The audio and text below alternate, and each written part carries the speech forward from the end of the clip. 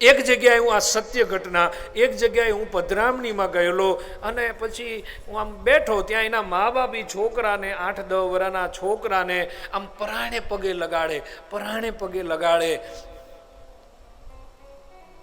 પેલો પગે લાગે નહીં, પેલા પરાણે હું બેઠેલો માથાકૂટ કરે. તમે જુઓ.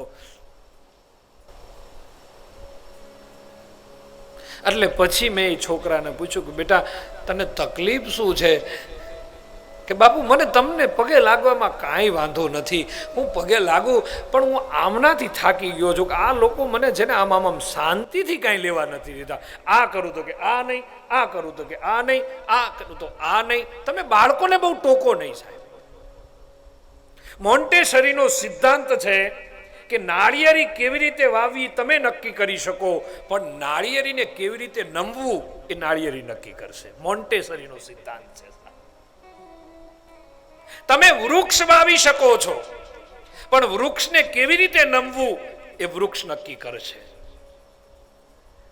તમે તમારા સંતાન તમારા ઘરે એને લાવી શકો છો, પણ એની અંદર સંસ્કાર કેવી રીતે આપવા એ તો તમારું ભજન અને પરમાત્મા તમારા વડીલોની કૃપા નક્કી કરશે.